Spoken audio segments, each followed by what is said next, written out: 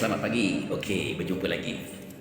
So, bisnes Estel ni bagaimana sebenarnya? Bisnes Estel ni simple saja, modal rendah. SIM card RM10, maintenance top up RM35, RM50, okey, boleh buat duit.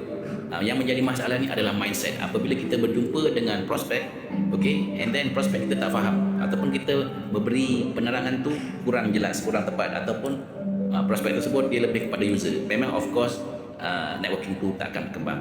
Kalau dia order SIM card pun dia akan daftarkan family dia, lepas tu tersepuh. Okey. So apakah yang perlu dibuat? Sebenarnya kita kena faham, kena ada target, ada matlamat. Okey. Matlamat itu apa? Modal rendah. Kita berikan kefahaman yang betul kepada prospek yang betul yang memang nak duit. Sedangkan duplikasi 20 dengan top up 35, okey, pun dah dapat pengiraannya tu RM22,911. Ini kan pula kalau kita berjaya mendaftarkan 30 orang mengikut duplikasi starter kit sekali, commission ESK sekali, RM100,000. Okey. So, anda boleh fikirkan bagaimanakah kedudukan anda sebagai users ataupun dealer automatik. Kita daftar, kita menjadi dealer automatik. So, fikirkan hala tuju anda. Okey.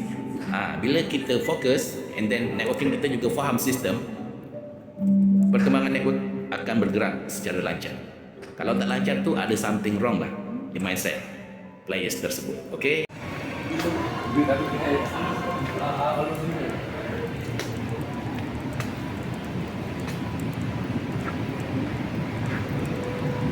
Hello. Ya. Ambil gambar saja. Baru ambil starter kit tadi.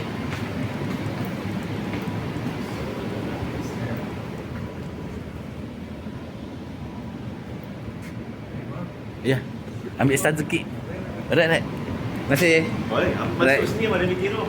Ada siapa? Meeting room. Ada meeting room. Ni khas untuk siapa-siapa yang nak masuk lah. Alright. Boleh. Okey. Okey bang, itu saja bang. Terima kasih. Okey. Alright. Baik. Okey. Ada lagi je.